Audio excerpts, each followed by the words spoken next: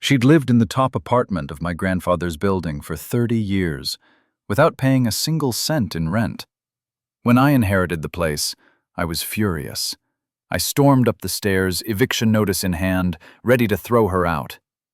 But when she looked at me, calm and unafraid, and said, "Go down to the basement. Open the ledger from 1993. Look for my name." I did it, and what I found on page 127 froze my blood. It all started on a Tuesday morning that felt like every other. I was sitting in my cramped studio, counting coins to see if I could afford another week of instant noodles, when my phone rang. "Mr. Ethan Moore," a deep, precise voice said. "This is Robert Blake, from the law office of Adams and Blake. I'm calling about the estate of your grandfather, Arthur Moore." For a moment, I thought it was a prank. "You must have the wrong number," I said flatly. "I haven't spoken to that man in 15 years. "I'm afraid not," the lawyer continued. "Mr. Moore passed away last week, and, according to his will, you are his sole heir." The mug slipped from my hand and shattered on the tile floor. "His heir?" "He left you a 6-story apartment building in the Riverside district," the lawyer said. "A valuable property. We'll need your signature on some documents." I almost laughed. My grandfather and my father had stopped speaking long before I was born. My father's gambling debts had bled our family dry, and when grandfather refused to bail him out again, my father walked out.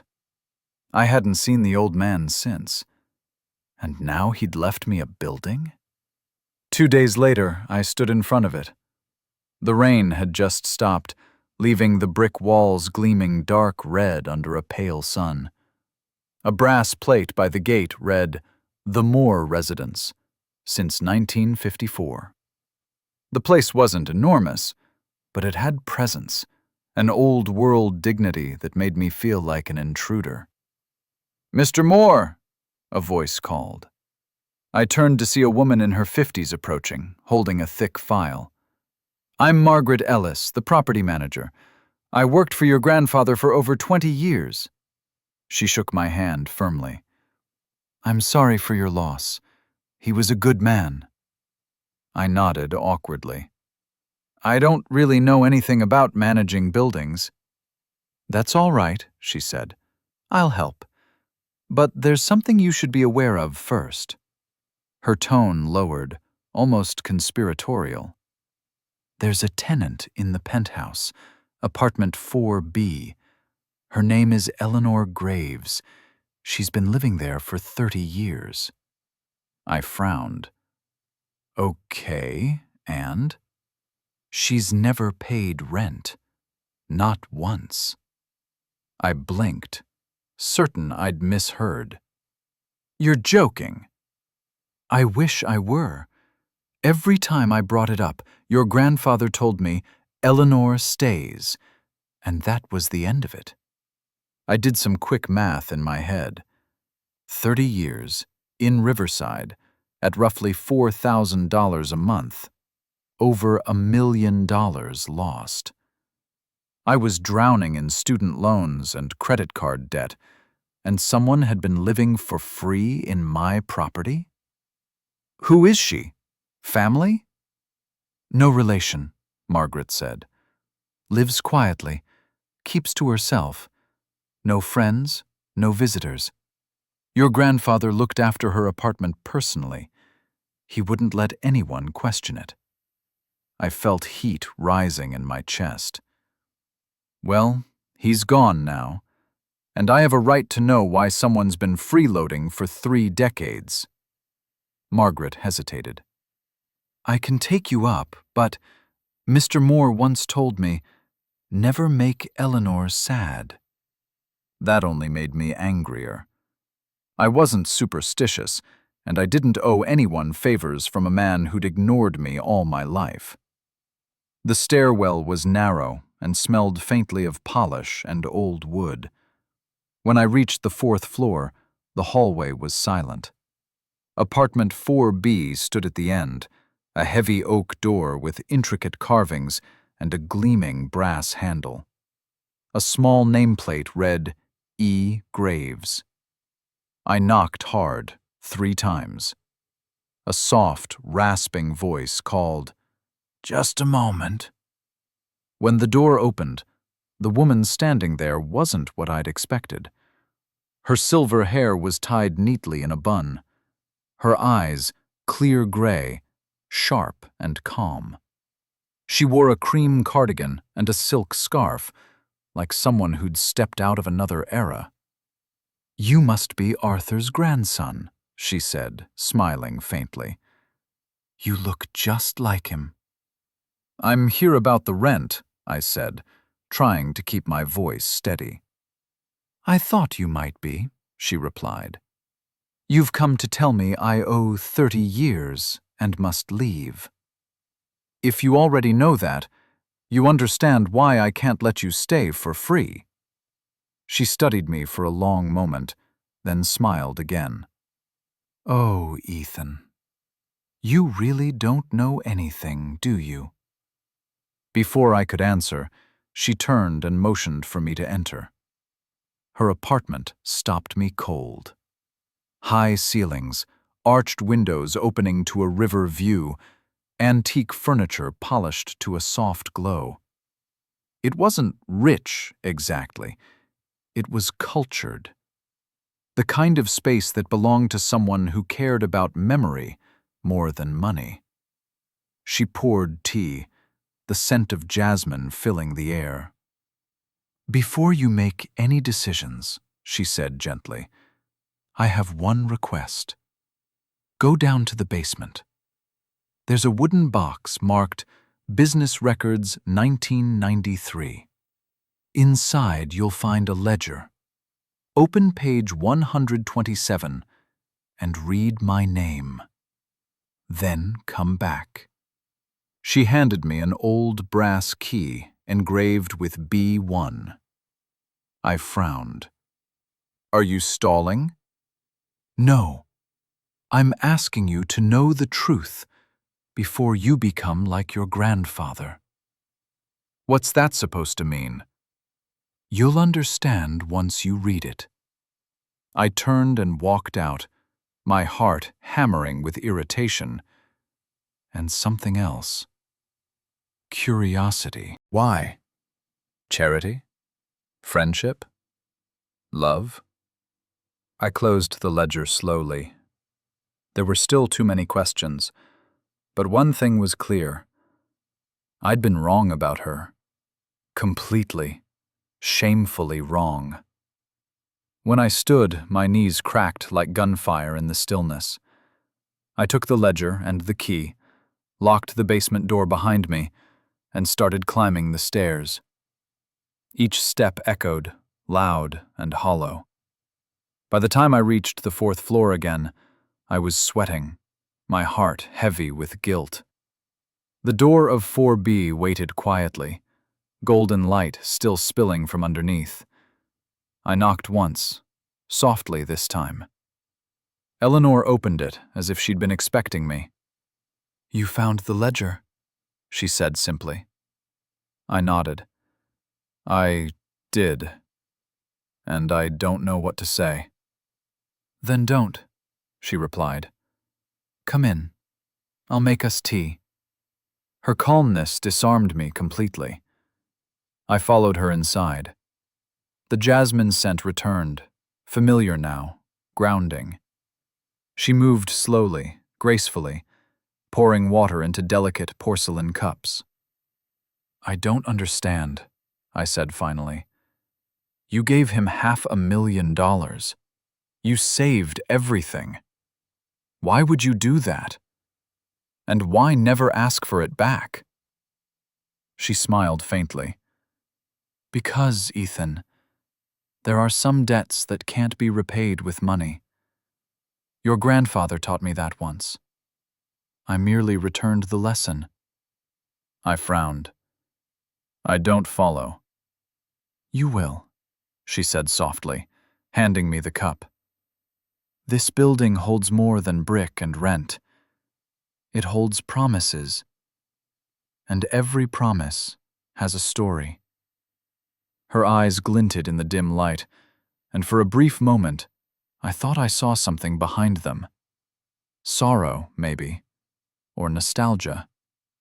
Outside, thunder rumbled far away. Inside, the clock on her mantel ticked steadily, marking the seconds of a story that had only just begun to unravel.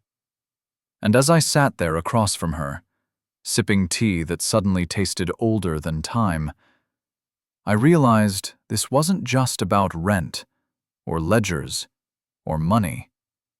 It was about my family, and the secret kindness that had built it. That night, sleep refused to come. Every time I closed my eyes, I saw the words again. Interest-free, lifetime residence. They pulsed in my mind like an echo from another life. By dawn, I'd made up my mind. I needed to know who Eleanor Graves truly was. Not just what she'd done for my grandfather, but why. When I knocked on her door the next morning, the smell of freshly brewed coffee drifted into the hallway. The door opened almost immediately, as though she had been waiting for me. "You're an early riser," she said, her voice calm, amused. "I didn't sleep," I admitted. "I didn't expect you would." She stepped aside, motioning for me to enter. Her apartment looked different in the morning light. The soft gold of sunrise poured through the arched windows, illuminating details I hadn't noticed before. Framed photographs on the shelves, all in black and white. A violin resting against a chair. A typewriter on a small writing desk. It felt less like a home, and more like a museum of a life well lived. A life that had simply paused. She set down 2 cups of coffee. "Ask your questions," she said, sitting across from me. "It's better to speak them than let them fester." I hesitated. "You were a banker? On Wall Street?" Her smile deepened with nostalgia. "A long time ago. I worked for a firm that no longer exists. We built dreams out of numbers. Some of them lasted. Most didn't." I studied her, the silver hair, the soft lines at the corners of her eyes, the quiet steadiness. It was hard to imagine her once commanding boardrooms and moving millions. "So you were wealthy?" "I was successful," she corrected. "Wealthy is a word for people who think money can fill silence. It can't." I leaned forward. "Then why give $500,000 to my grandfather? You didn't even know him." A faint laugh escaped her lips. "Oh, but I did. Not in the way you think." She stood and crossed to a cabinet, pulling out a small wooden box. From it, she removed an old photograph and handed it to me. It was of a construction site.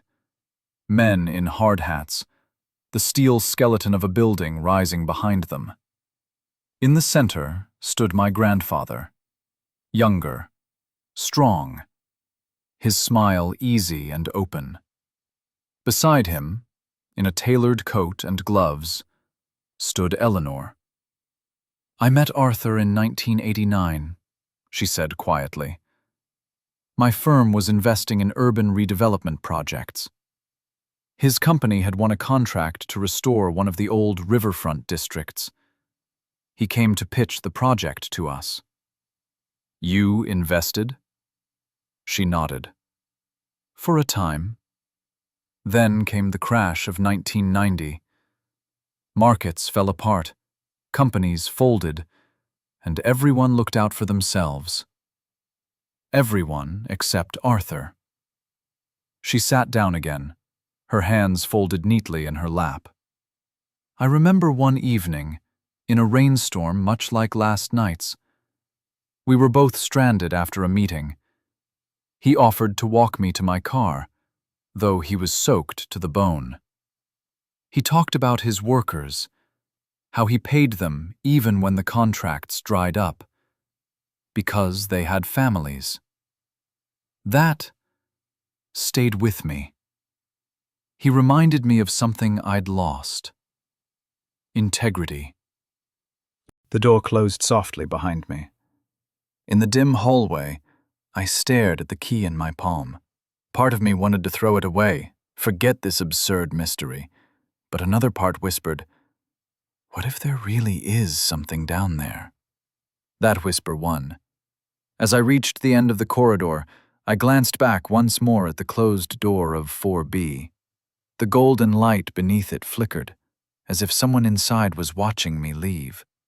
Then I started down the stairs, the key clutched tight in my hand, unaware that the truth waiting in that basement would change everything I thought I knew about my family and about myself. The basement smelled of dust, oil, and old time itself. The light flickered weakly as I descended the concrete stairs, each step creaking under my weight. For a moment, I almost turned back. The air down there was heavy, the kind that held secrets too long unspoken. But curiosity had already wrapped its claws around me. Rows of wooden shelves stretched into the shadows, filled with boxes stacked to the ceiling. Some were labeled in my grandfather's tight handwriting: repairs, 1989, tenants, 1992, taxes, 1994. And then, near the back, under a layer of cobwebs, I saw it. Business records, 1990 to 1995. The lid groaned as I pulled it open. Inside were several thick ledgers, their leather covers cracked with age. My pulse quickened as I pulled out the one marked 1993. Dust swirled up into the air, catching in the shaft of light from a single hanging bulb. I turned the pages carefully. Every line was written in my grandfather's meticulous pen: numbers, payments, rent receipts. His handwriting was so neat, it almost looked like type. I flipped through the months, impatient, until I reached July. And there, scrawled near the top of page 127, I found it. Emergency loan from E. Graves, $250,000. Terms, interest-free. No repayment required. I blinked. I read it again, then again. My hands went cold. It couldn't be right. I checked the next entry. August 3rd, 1993. Additional loan from E. Graves, $150,000.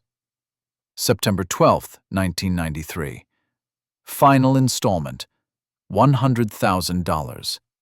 Total, $500,000. $500,000. In 1993. My heart pounded in my ears. Eleanor Graves, the woman I had nearly thrown out of the building, had given my grandfather $500,000? No interest, no collateral, no repayment? I flipped faster, searching for an explanation. On the next page, his penmanship changed. A heavier hand, almost shaky. July 20th, 1993. Agreement finalized with E. Graves. Condition: lifetime residence in apartment 4B. No rent charged. Payment received July 21st. Foreclosure avoided July 22nd. My breath caught. Foreclosure? What foreclosure? I dug deeper, pulling out another folder labeled Crisis 1993. The pages inside told a story I'd never heard. My grandfather's construction business had nearly collapsed that year. A major client defaulted on a huge contract. The bank had demanded payment or threatened to seize every property, including this very building. And then, in the middle of the chaos, Eleanor Graves appeared. The entries read like a lifeline. June 30th. Bank notice. Foreclosure to begin July 30th. July 14th. Offer of assistance from E. Graves. A miracle. My mouth went dry. That was the same week the first loan appeared. Without her, my grandfather would have lost everything. The business, the building, his name. I sank down on an old stool, the ledger trembling in my hands. Why had she done it? Who was this woman, really? A soft noise broke the silence. A creak behind me, faint but distinct. I turned, heart racing, but no one was there. Just the hum of an old refrigerator somewhere, and the whisper of a pipe leaking in the wall. Still, the hairs on my arms stood up. I returned to the ledger, flipping through the later years. The entries told a silent story of recovery. Contracts regained, profits restored, expansion into new properties. Each success followed after July 1993, after Eleanor's intervention. Then, tucked inside the back cover, I found a folded sheet of paper yellowed with age. My grandfather's handwriting again, but this time not numbers. Words. Eleanor Graves has given more than money. She has given me time, the rarest gift of all. Without her, the Moore name would end with me. Apartment 4B will be hers for life. No one shall disturb her peace, not even family. I stared at the words until they blurred. The woman I'd accused of freeloading had saved everything that bore my name. I reached for another envelope tucked under the ledger. Inside were photocopies of documents, legal papers, a bank statement, and a photograph of a much younger Eleanor, maybe in her 40s. She was standing beside a stock exchange board, holding a newspaper whose headline read, "Wall Street's Rising Star, Eleanor Graves." I whispered the name out loud, almost reverently. She hadn't been some old tenant living off pity. She'd been powerful, successful, and for some reason, she'd chosen to give it all to my grandfather. Her eyes glimmered at the memory. When his company began to collapse a few years later, a mutual contact told me. I still had money then, more than I knew what to do with, so I came to him, offered a loan. He refused at first, said he couldn't take charity, so I made him an offer he couldn't refuse. "The apartment," I said softly. "Yes, a simple trade. My money for a home. No interest, no repayment, only peace." I tried to imagine it. The proud man my father once described, humbled, saved by a stranger's kindness. And he agreed? He did, but only after I promised him one thing. She looked straight into my eyes. That I would never speak of it. He didn't want his family to feel indebted. He wanted them to believe he'd rebuilt the business himself. The realization hit me like a punch. So he took the secret to his grave. Eleanor nodded. He was a proud man, but not selfish. He just didn't want the people he loved to see his weakness. I rubbed my temples, trying to take it all in. "Do you know what that money became?" I asked. He turned it into a fortune. $12 million when he sold the company. He could have paid you back 100 times over. She smiled gently. He did, in his own way. Every time I saw the lights of this building at night, I knew my choice had been the right one. For a while, neither of us spoke. The silence wasn't uncomfortable. It was full, heavy with understanding. Finally, I said, "You must have cared for him." Eleanor looked out the window, her reflection shimmering in the glass. "I did. In another life, maybe things would have been different. But he had his world, and I had mine. We both knew the cost of crossing that line." There was something in her voice that tightened my chest. Not regret, exactly, but tenderness worn thin by time. She turned back to me. "You remind me of him, you know. The same stubbornness, the same hunger to prove yourself." "I'm not sure that's a compliment." "It is," she said, smiling. "As long as you learn the part he never could. That sometimes pride and gratitude are the same thing, wearing different masks." I didn't know how to respond. My throat felt tight. "Will you stay for breakfast?" she asked. I nodded. We ate quietly. Eggs, toast, and coffee brewed strong enough to wake the dead. Every so often, I caught her watching me with a look that was hard to read. Fondness, perhaps? Or maybe she was seeing someone else, someone long gone. When I finally stood to leave, she followed me to the door. "Eleanor," I said, pausing, "thank you. For what you did. For everything." She shook her head. "Don't thank me. Just remember." "Remember what?"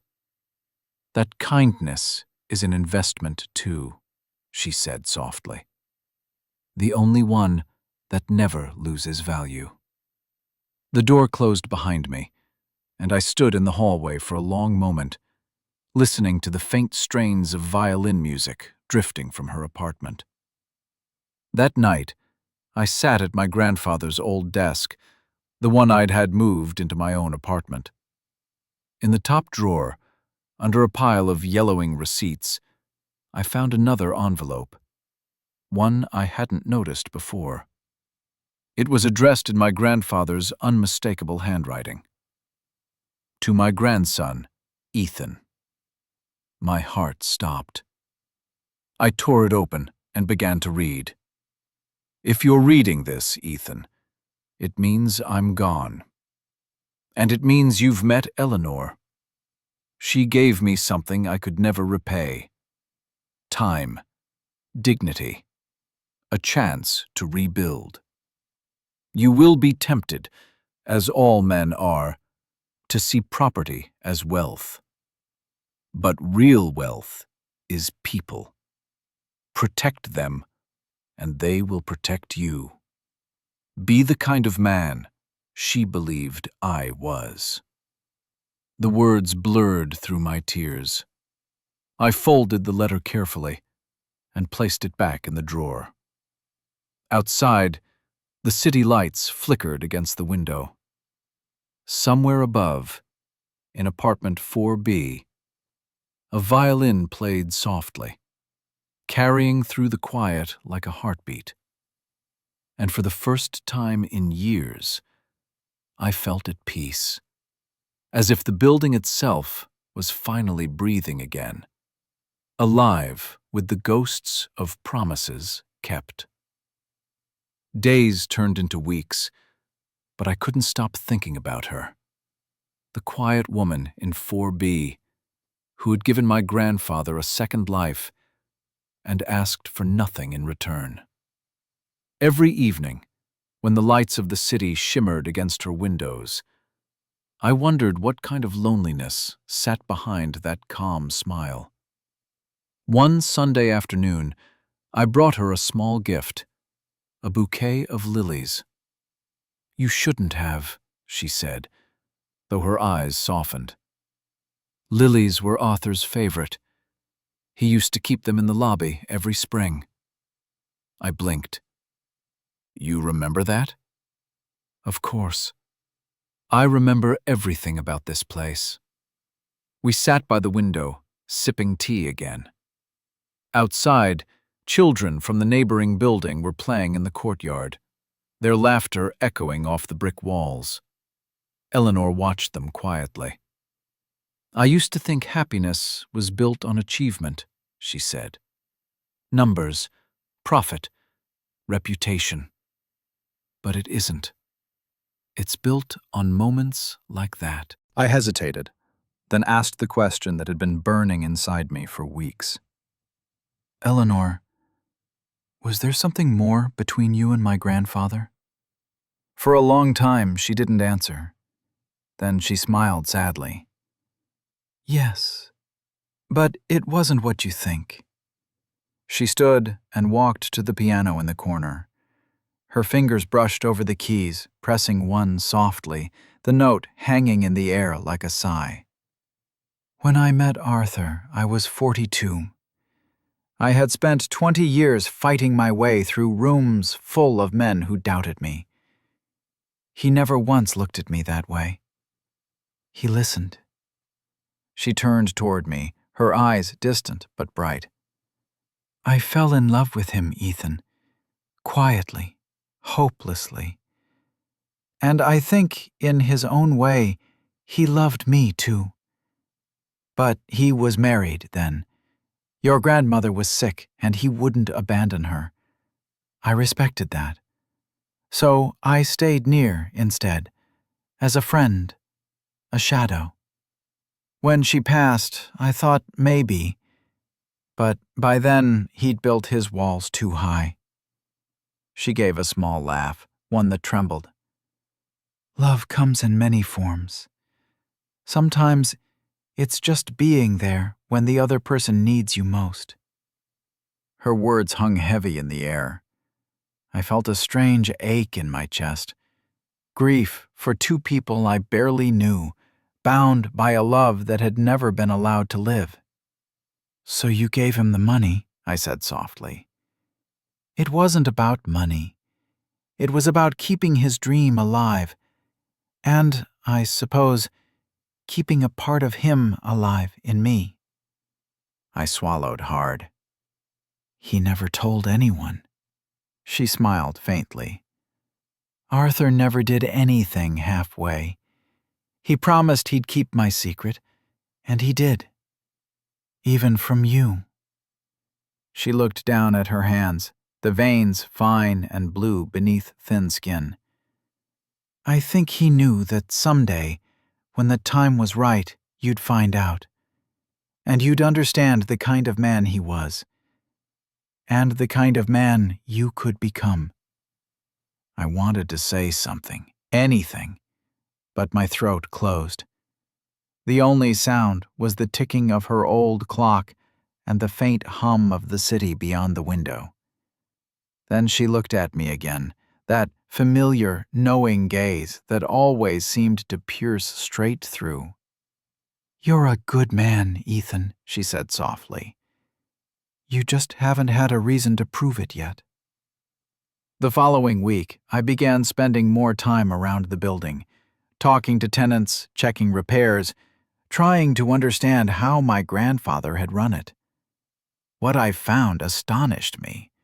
Every tenant had a story. Mrs. Miller in 2A told me Eleanor had paid for her hip surgery 10 years ago when insurance refused. The Johnsons in 1C said she had covered their rent for 6 months after their son was born premature.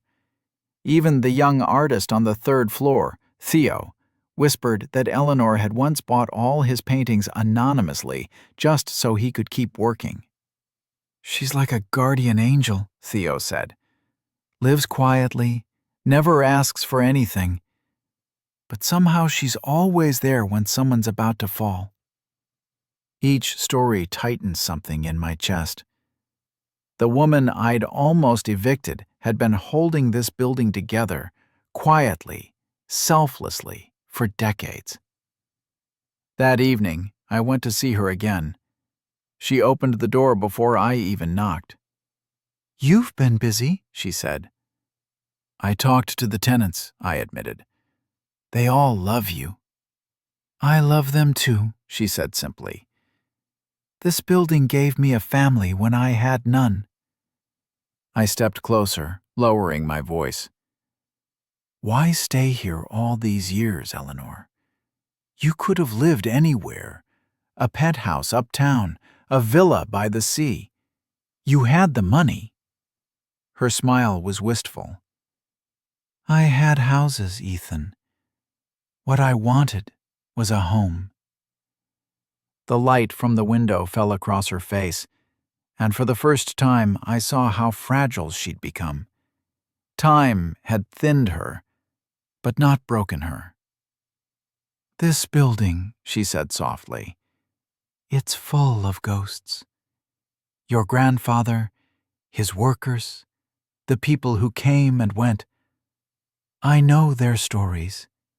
I've kept them safe. I swallowed. And what happens when you're gone? She didn't answer right away. Then she said, Then it will be your turn to keep them.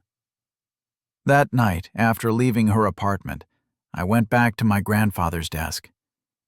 I opened his letter again and read it by lamplight, the words sinking deeper than before. Property is not ownership, he'd written.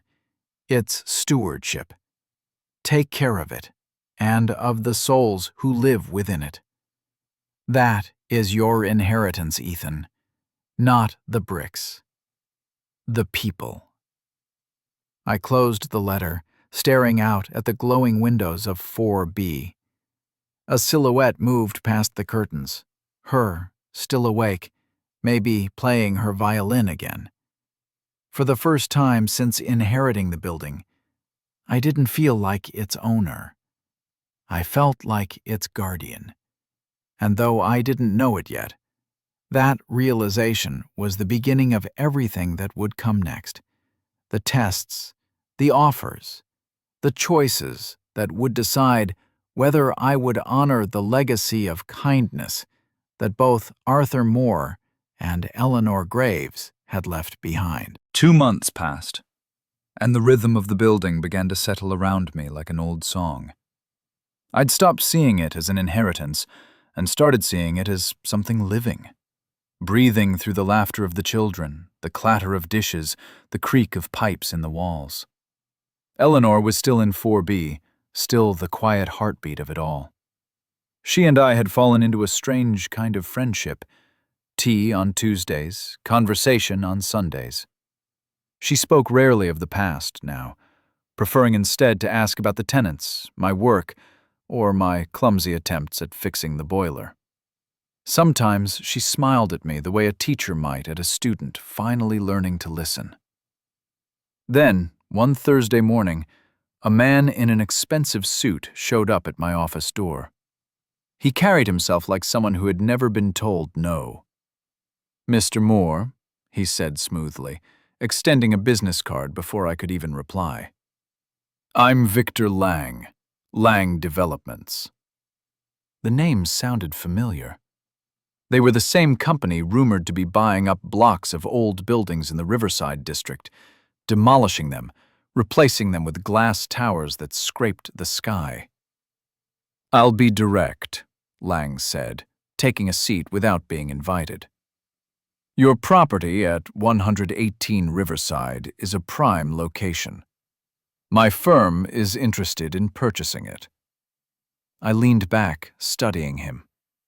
"I'm not selling." "Not even for $15 million?" I blinked. 15? He smiled, shark-like. "It's a generous offer, more than double the market value, but my investors are eager to move fast." For a moment, I couldn't breathe. $15 million. The kind of number that could erase every debt, every struggle, and start a new life. Lang slid a folder across the desk. "We'll handle all tenant relocations, of course. Everyone will be compensated fairly." "Relocations," I repeated. "You mean evictions?" He tilted his head. "Progress requires sacrifice, Mr. Moore." The word progress hit me like a sour taste. I thought of Mrs. Miller's plants on her balcony, the Johnson kids drawing with chalk on the front steps, Theo painting under the staircase light, and, of course, of Eleanor, her tea, her violin, her quiet strength. "I'll think about it," I said, just to get him out of the room. When he left, the silence in the office felt suffocating. The folder sat there like temptation incarnate. I didn't open it. Not yet. That night, I found myself climbing the stairs to 4B again. Eleanor opened the door before I knocked. "You look troubled," she said. "I had a visitor," I replied. "An offer to buy the building." Her expression didn't change, but her eyes did. A flicker of pain, quickly hidden. "I see." "They offered 15 million. She smiled faintly. "That's a very large number, Ethan." "It is," I said. "Large enough to fix everything in my life." "And yet," she said softly, "you came here to talk to me instead of signing the papers." I exhaled, sitting down. "I don't know what to do. This building is old. It needs work. Half the tenants can barely afford their rent, and I could start over." Eleanor poured tea, her hands steady. "And what would you build, Ethan? A bigger house? A newer car? Another kind of loneliness?" Her words hit harder than I wanted them to. I stared into my cup, unable to speak. She continued gently. "Arthur once received an offer like that. Different men, same suits, same promises. Do you know what he told me afterward?" I shook my head. She smiled. "He said, 'They don't want the building, Ellie. They want its absence. They want to erase what it stood for.'" Her voice trembled slightly at the end of his name. Ellie. The intimacy of it felt like something sacred that had survived them both. I rubbed my temples. 15 million is life-changing. "It is," she agreed, "but not always in the way you hope." For a while, we just sat there, the city lights flickering across her face. "Do you ever regret staying here?" I asked quietly. She laughed softly. "No. This place gave me 30 years of peace. I regret nothing." When I left that night, I didn't go home. I walked through every floor listening. The creak of a door, the hum of a radio, the distant sound of Theo's paintbrush tapping the canvas. It was music, a kind of harmony that no glass tower could replicate. Back in my office, I finally opened Lang's folder. Inside were glossy renderings of sleek apartments, rooftop pools, and slogans like "Luxury meets legacy." There was nothing of our legacy in those pictures. At the bottom, a single contract awaited my signature. The pen lay beside it, mocking me. I stared at it until the sun began to rise. Then, without thinking, I picked up the pen, not to sign, but to draw a thick black line straight across the signature line. The ink bled through the page. Later that morning, I knocked on Eleanor's door again. She opened it with that calm smile that always made me feel like she already knew everything. "You didn't sell," she said simply. I shook my head. "No, I think I finally understand what he was trying to teach me." Eleanor's smile deepened. "Arthur would be proud, and so am I." For the first time, she reached out and squeezed my hand. Her fingers were cool but strong, the kind of touch that carried both blessing and farewell. "Why does that sound like goodbye?" I asked quietly. She didn't answer, just looked at me with a gentleness that made my chest ache. And in that silence, I realized something I hadn't wanted to face. She was fading. Not suddenly, not in body, but in spirit. Her eyes, her movements, her long pauses, they all carried the weight of a goodbye she hadn't yet spoken. That night, as I sat alone in my office, the building felt different. Quieter, heavier, as if it too sensed what was coming. From somewhere above, faint but clear, the sound of a violin drifted down the stairwell. The same melody she had played the first night I came to her door. And I sat there listening, knowing, though she hadn't said it, that this was the beginning of her last song. For 2 nights after that, the violin didn't stop. Soft at first, like a memory whispering through the walls, then rising into something achingly alive, a melody that climbed and fell like breath itself. The tenants said it helped them sleep. For me, it didn't. It felt like a countdown. On the 3rd morning, I climbed the stairs to 4B again, carrying a small bag of groceries and the uneasy weight of dread. I knocked once. No answer. "Eleanor?" I tried again, harder this time. Still nothing. The key she'd given me weeks ago, "for emergencies," she'd said with that knowing smile, burned cold in my pocket. My hands shook as I unlocked the door. The air inside was still warm, scented faintly of jasmine and candle wax. A record was spinning quietly on the turntable, the needle ticking softly at the end of the track. Her violin lay on the table beside a cup of tea gone cold. And in the armchair by the window, she sat, peaceful, upright, her head turned toward the river beyond the glass. The light of dawn caught the silver in her hair, making it shimmer like threads of moonlight. For a moment, I thought she was asleep, but the stillness told me otherwise. I sank to my knees beside her, unable to breathe. There was no fear, no struggle, just peace. A peace that felt centuries deep. On her lap rested a folded envelope with my name written across it in her delicate handwriting. My throat closed as I picked it up. My dear Ethan, if you are reading this, I have finally gone to where Arthur has been waiting. Don't grieve for me. I have lived long enough to see kindness passed from one generation to another. That's more than most people ever get. I kept one last secret from you, not out of pride, but to spare you the burden of knowing too soon. The money I gave Arthur was not just mine. It was the remainder of a fortune I once shared with a brother who chose greed over decency.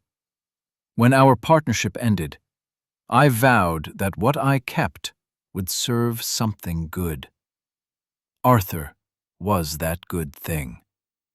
In my will, I've left a small trust for this building, enough to repair what time has broken, and to keep rent fair for those who call it home.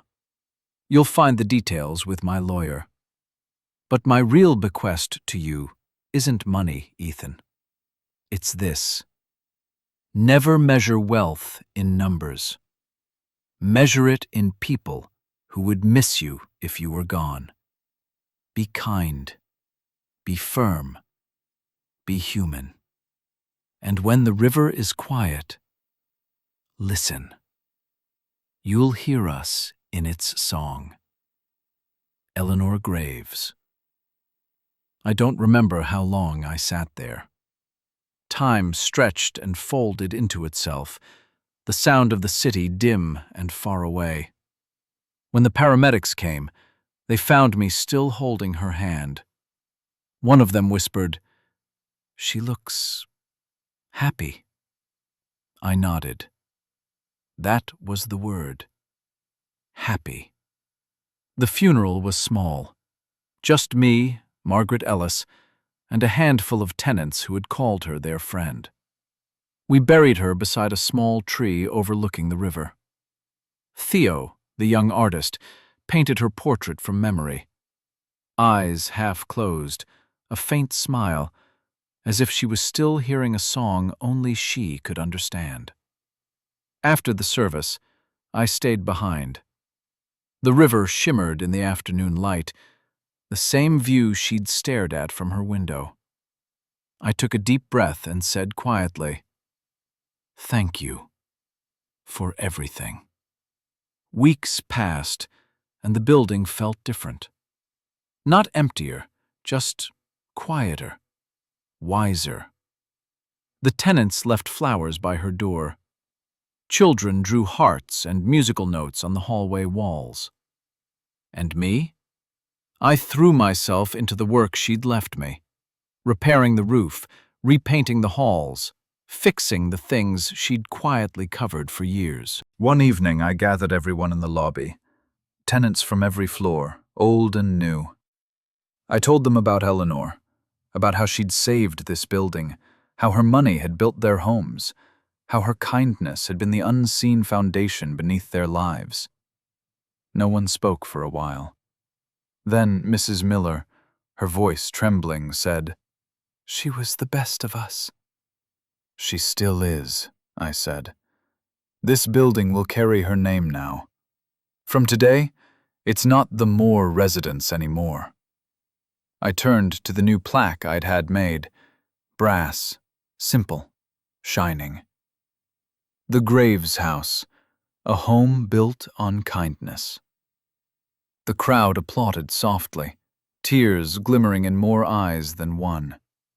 Theo's violin picked up the melody Eleanor had once played, gentle, rising, then fading into silence. That night, after everyone left, I climbed to the rooftop. The city hummed below, alive with lights and noise, but the river was calm, just as she'd said it would be. I closed my eyes and listened. And somewhere, between the whisper of wind and water, I could swear I heard her voice, warm, amused, and infinitely gentle. "Remember, Ethan, some debts can't be repaid. They can only be honored." I smiled, the kind of smile that hurts and heals at once. For the first time in my life, I didn't feel like I was chasing success or fighting to prove something. For the first time, I simply felt home. A year passed. Spring came early that year, soft and golden, draping the city in light that made even the oldest bricks seem new. The tree above Eleanor's grave had begun to blossom, its roots digging deep into the earth, its branches stretching toward the sky, just as she had once told me people should. The Graves House was thriving. The tenants called it that proudly now. The air in the hallways felt lighter, filled with laughter, footsteps, and the smell of cooking from different apartments. Every inch of the place whispered of her. The gentle order she'd left behind, the quiet decency she had woven into every corner. I spent my mornings repairing things she used to pay others to fix, doors that squeaked, stairs that groaned, window frames swollen by the rain. In the afternoons, I met with tenants to talk about small renovations, art projects, garden patches on the rooftop. And in the evenings, when the building finally fell still, I often found myself in the lobby, just sitting and listening for her. One afternoon, as I was sorting mail, Margaret Ellis came into my office. She looked older than before, but her eyes still had that practical sharpness. "You've done good work, Ethan," she said. "The place feels alive again." "It's not me," I told her. "It's her." Margaret smiled. "Eleanor left the building in good hands, but she left something else for you, too." She handed me a thick envelope. The seal read, "Adams and Blake, attorneys at law." Inside was a short note and a set of legal documents. Per Ms. Graves's wishes, the enclosed deed transfers partial ownership of the Graves house to Mr. Ethan Moore, with a condition that the remaining shares be held in trust for the tenants, to be managed as a cooperative housing foundation. I stared at the papers. She gave the building away? Margaret nodded.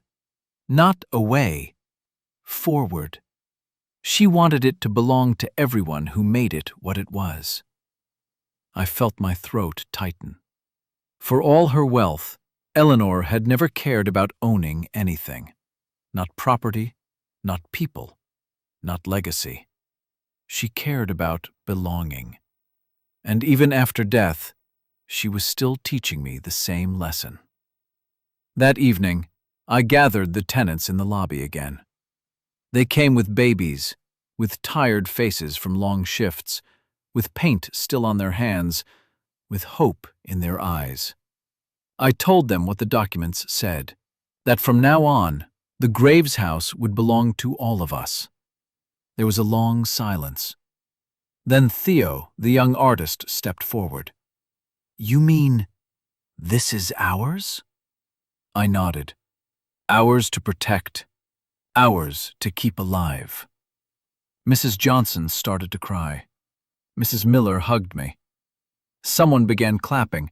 Then everyone joined in, the sound echoing off the old plastered walls like thunder made of joy. That night, when the building grew quiet again, I climbed to the roof with 2 mugs of tea, one for me, one for the woman who wasn't there. The river glimmered below, the same calm silver ribbon she had stared at all her life. The wind was soft, carrying with it the faint hum of laughter from downstairs. "I did it, Eleanor," I whispered into the night. "You were right. It was never about the money." A breeze stirred. Somewhere in it, I thought I heard her chuckle, that quiet, amused sound she used to make when I said something foolish. Weeks later, I turned her apartment into a small library. The tenants helped, sanding the floors, painting the walls, building shelves. Theo hung his portrait of her by the window, sunlight catching the brushstrokes that made her eyes shimmer with life again. We filled the room with books, music, photographs, and a plaque that read, "Eleanor Graves, 1951 to 2024. She gave us a home, and in doing so, taught us how to give it to others." Children came to read there after school. Older tenants came to play chess in the afternoons. It became the quiet heart of the building, a place where her spirit lived, not as a ghost, but as warmth. That summer, I started a small property management company, the Graves Foundation. Not a corporation, but a network of old buildings across the city where tenants shared ownership, where rent stayed fair, and where no one was ever turned away for lack of luck. Each building bore a plaque with her quote, "Kindness is the only investment that never loses value." At first, people said it was naive. Then they saw it worked. The waiting lists grew. Investors started calling, curious about this new model. But I never sold them the secret. Because it wasn't a model. It was a memory of a woman with silver hair and a heart too big for any one lifetime. One evening, as the sun sank low over the river, I locked the office and walked home. Passing through the lobby, I saw a little girl, the Johnsons' youngest, standing by the brass plaque, tracing Eleanor's name with her small fingers. "Who is she?" the girl asked. She's the reason we all have a home, I said. The child smiled. Then she must be an angel. I smiled too. Yes, I said softly. Something like that. That night, I dreamed of 4B again. The tea, the violin, the jasmine scent, and the soft voice saying, "Be kind, be firm, be human." When I woke, the city was quiet, the first light of dawn spilling through the window. I rose, opened the curtains, and looked out over the river. The tree by her grave was in full bloom now, white petals falling like snow. And for the first time, I didn't feel like I'd lost her. I felt like I was finally standing where she always meant me to be. Not behind her, not beneath her legacy, but within it. Guarding it, growing it, living it. Eleanor Graves had once saved a man with her generosity, but in the end, she saved an entire community with her love. And if kindness could echo, I knew hers would never fade. Autumn returned, painting the city in shades of amber and gold. The Graves house stood tall against the skyline, the ivy climbing higher than ever, its leaves glowing in the afternoon light. The tenants had begun to decorate for the harvest festival. Strings of paper lanterns, laughter echoing through the courtyard, the smell of cinnamon drifting from Mrs. Miller's kitchen. Everywhere I looked, I saw pieces of her. Eleanor's touch hidden in every act of kindness, every small decision made with thought rather than greed. It had been nearly 2 years since she passed, and yet she was everywhere. One evening, I received an invitation to speak at a local university, a lecture about ethical property development. Me, a man who once couldn't even pay his rent. I almost laughed when I saw the email, but Eleanor would have said yes, so I did too. The lecture hall was full. Students, reporters, investors, skeptics. I stood behind the podium, hands trembling at first. Then I took a breath and began. I inherited an apartment building, I said, and I thought it was a pile of bricks. But it turned out to be a lesson about money, about people, about legacy. I told them everything: the free tenant, the ledger, the $500,000 miracle, the woman who'd saved not just my grandfather's business, but his soul. When I finished, there was silence. Then applause, quiet, genuine, the kind that doesn't celebrate achievement, but understanding. Afterward, a young man approached me. "Mr. Moore," he said, "my mother was a tenant in one of your buildings.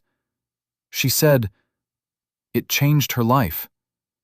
She said you didn't just fix walls, you fixed people." I didn't know what to say. So I smiled, shook his hand, and whispered, "That wasn't me. That was Eleanor." Months later, a storm hit the city. One of the other buildings we managed, an old one near the docks, was damaged badly. The roof collapsed. Several families were displaced. The insurance company delayed. The contractors stalled.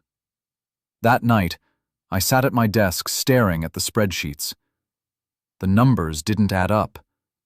The cost to rebuild was more than we had. I rubbed my temples, exhausted. Then, as lightning flashed outside the window, my eyes fell on a framed photo. Eleanor, smiling gently beside the plaque that bore her name. I could almost hear her voice again. "Kindness is an investment, Ethan. It pays its dividends in people." I took a deep breath and made a decision. The next morning, I sold my car, cashed out my savings, and called the tenants together. "We're rebuilding," I told them. "Ourselves. No waiting for permission." And we did. Tenants, friends, volunteers, even students from that university lecture came to help. For weeks, we worked through wind and rain, laying bricks, painting walls, sharing food, laughter, exhaustion. When the last nail was hammered, when the new roof shone under the sun, the people who'd lost everything stood together and clapped. That moment, I realized something Eleanor had understood long before me. When you give people ownership of their home, you don't just build houses, you build dignity. Winter came quietly that year. The river froze along its edges, the air crisp and clear. One morning, I walked to the park by the water, the same place where Eleanor was buried. The tree was bare now, its branches reaching into the pale sky like open hands. I stood there for a long time, my breath misting in the cold. "Eleanor," I whispered, "I thought I was saving your legacy. But you were still saving me." The wind picked up, rustling the last dry leaves. They danced along the ground, circling my feet before floating toward the river, carried away by the current. That spring, the Graves Foundation expanded again. 2 more buildings joined the network, both restored rather than replaced. We hired residents as managers, gave scholarships to the tenants' children, funded art programs and gardens. The city began to take notice. Journalists wrote stories calling it the human model of housing. Awards arrived that I never collected. But one day, I opened a letter with no return address. Inside was a simple, handwritten note. "You've built more than she dreamed. Keep going." No signature. But I didn't need one. Years later, I would stand on that same rooftop, my hair streaked with gray, the city stretched wide beneath me. Children's laughter floated up from the courtyard, mingling with the sound of wind chimes. In my hand, I held a new brass plaque, freshly engraved. I knelt by the rooftop garden and placed it beside a bed of lilies, her favorite. Eleanor Graves Memorial Garden. For the woman who taught us that love, once given, never leaves. It only changes hands. As I stood there, the sun dipped below the horizon, the river gleaming like molten gold. And for just a heartbeat, I saw her standing beside me, silver hair catching the light, her eyes soft and knowing. She didn't speak. She didn't need to. Because everything around us, the laughter, the home, the peace, was already saying what she would have said. That kindness, when planted, grows forever. 10 years had passed. The Graves house was no longer just a building. It had become a living legacy. The vines had climbed to the roof, the walls had been repainted 3 times, and the laughter of new families filled the air every evening. Children who once played in the courtyard were now grown, off to universities, carrying scholarships from the foundation that bore Eleanor's name. But for me, the heart of the building never changed. Every morning, I still walked through the halls with a cup of coffee in hand, greeting tenants by name, listening to their stories, their worries, their joys. And every night, I still stopped by the library on the top floor, Eleanor's old apartment, to turn off the lights and whisper, "Good night, Ellie." It was a rainy afternoon when I met her. A knock came on my office door, light, hesitant. "Come in," I said. A girl stepped inside, 17, maybe 18, skinny, shoulders drawn tight like she wasn't used to being seen. Her eyes, though, gray, sharp, intelligent, reminded me of someone I once knew. "Mr. Moore?" she said softly. "My name's Lila. My mom just moved into 2B. I wanted to ask if you're still hiring." I smiled. "For what position?" "Anything," she said. "I can clean, paint, file papers, Whatever. I just need work after school. There was something about her. Humility mixed with quiet fire that made me nod before I even realized it. You start tomorrow, I said. Over the weeks that followed, Lila became a small whirlwind of energy in the building. She fixed mailboxes, organized the tenant files, watered the rooftop garden, and, without being told, started reading aloud to the elderly residents in the evenings. One day, I caught her in the library, staring at Eleanor's portrait by the window. "She's beautiful," Lila said. "Was she your mother?" "No," I said, smiling. "She was my teacher." "She looks kind," Lila whispered. "Like she'd understand you, even if you didn't say a word." I nodded. That's exactly who she was. Months later, I noticed Lila had started carrying a small notebook everywhere. She'd write between chores, her head bent, lips moving slightly as if she were whispering her own secrets into the pages. Curiosity got the better of me one day. "What do you write in there?" I asked. She blushed. "Just ideas about how to make things better here." She handed me the notebook. Inside were sketches of solar panels on the roof, notes about recycling programs, free tutoring for tenants' kids, a plan for turning the basement into an art studio. "These are incredible," I said. "Why haven't you shown me this sooner?" She shrugged. "I didn't think anyone would listen." "Well, Eleanor would have," I said, "and so will I." That summer, we started implementing Lila's ideas one by one. The rooftop garden gained solar panels. The basement became a workshop filled with colors, canvases, and laughter. Once a month, the tenants held open mic nights, poetry readings, and little exhibitions. The building glowed again, not from wealth, but from creativity. And I watched Lila move through it all, shy but certain, the way Eleanor once had. She reminded me so much of her that sometimes it hurt. One evening, as we locked up after a long day, she looked at me and said, "Can I ask you something? Why did you keep this place the way it is? You could have sold it, made millions." I thought for a moment. The answer came easily now. Because someone once showed me that money builds walls, but kindness builds bridges, and bridges last longer. She smiled. "That's beautiful." "She said it first," I replied. Years turned quietly again, as years do when a place becomes a home. When Lila turned 24, she graduated with honors in urban planning. At her ceremony, she wore a small silver pendant shaped like a violin, a gift I'd given her, Eleanor's old charm. After graduation, she came back, papers in hand, excitement glowing in her eyes. "I've been offered a position at the city's housing board," she said. "They want to adopt our model for affordable housing, Eleanor's model." I couldn't speak for a moment. "You're going to change lives," I finally said. She grinned. "No, we're going to."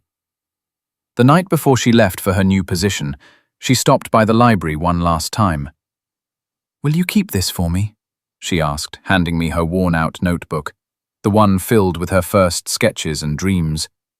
I opened the cover and saw something new written on the first page. "For Eleanor Graves, the woman who planted kindness so deep that even time couldn't uproot it." I looked up at her, eyes stinging. "You've learned well, Lila." She shook her head. "No, I'm still learning, from both of you." When she hugged me goodbye, it felt like closing a circle that had started long before I was born. Now, some nights, when I walk the hallways of the Graves house, I can still hear Eleanor's violin in the rustle of the curtains, her laughter in the creak of the stairs. And sometimes, when I look at the new letters we receive from Lila, photos of smiling families, children playing in freshly painted courtyards, new buildings bearing the same brass plaque, I realize the truth. Legacies aren't left in wills, they're carried in hearts. Eleanor's kindness didn't die with her. It just changed form, passing from her hands to mine, and now from mine to Lila's. The river keeps flowing, the song keeps playing, and kindness, once planted, keeps growing, forever. 15 years later. The city had changed again. New buildings of glass and steel rose everywhere, but the Graves house still stood, strong and quiet, like a heart that refused to stop beating. The ivy had thickened over its walls, the brass plaque on the front door gleamed from years of care, and laughter still spilled from its windows every evening. I had grown old. My hair had gone the same silver as hers once was. My hands were slower now, but steady enough to hold a cup of tea and watch the sun rise over the river. That river. It had carried away so much time, and yet somehow it always brought something back. That spring, Lila returned. She was 35 now, confident, radiant, with the same spark in her eyes that I'd once seen in Eleanor's. She had built 37 housing communities across the state, all carrying the name the Graves Foundation. And yet, when she stepped into the lobby, she still looked around like a little girl coming home. "You've kept everything just the same," she said. "I promised her I would," I replied. She smiled. "And you did." We spent the day walking through the building, the rooftop garden, the library, the courtyard. Everything she'd helped build years ago still thrived, tended by new hands, loved by new hearts. That evening, as the sun dipped low, she found me sitting in the library. "Ethan," she said softly, "we're planning to renovate the east wing next month. Some of the walls have cracked. We'll have to reopen a few." I nodded. "Do what you must. Just keep her piano safe." A week later, the work began. They peeled away layers of plaster that had been there since before I was born. Dust filled the air, the smell of old paper and memory. And then, a shout from one of the workers. "Mr. Moore, you'd better come see this." I hurried upstairs as fast as my knees would allow. There, inside a section of the old wall between apartments 3A and 4B, was a small metal box, rusted, sealed tight with age. We pried it open carefully. Inside was a folded piece of parchment tied with ribbon, and a photograph. The picture showed a young Eleanor, standing beside my grandfather Arthur, in front of the newly built Moore residence, their smiles full of hope. On the back, in neat handwriting, were the words, 1993, the beginning of something that will outlive us both. I unfolded the parchment slowly. It was a letter, written in Eleanor's graceful hand. "To the one who finds this. If you are reading these words, it means that time has done its work and carried me far from here. This building was saved not by money, but by faith. Faith that people, when trusted, will always rise to goodness. I have hidden this letter not as a secret, but as a seed. One day, someone with a kind heart will find it. When you do, promise me this. Keep building homes that are more than walls. Build belonging. Arthur once told me that I saw the world as it could be, not as it was. He was wrong. I saw it as it should be. Kind, patient, human. If Ethan is still here, tell him I was right about him. And if he's gone, tell whoever carries this work forward that they were meant to find it. Because kindness always finds its way home. Eleanor Graves. By the time I finished reading, my eyes were wet. I couldn't speak. Lila took the letter from my trembling hands and read it herself, tears rolling down her cheeks. "She was talking to you," she whispered. I shook my head. "No, Lila. She was talking to you. To everyone after." We decided not to seal the wall again. Instead, we placed the letter in a glass frame, mounted it in the hallway under a small brass light, with a plaque that read, "The Letter in the Wall. Found 2025. A reminder that kindness doesn't disappear. It waits to be rediscovered." That evening, the tenants gathered to see it. Some cried, some smiled. All were silent for a moment.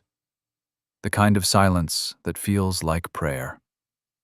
Later, when the crowd had left, Lila and I stood together in front of the glass. The letter glowed softly in the light.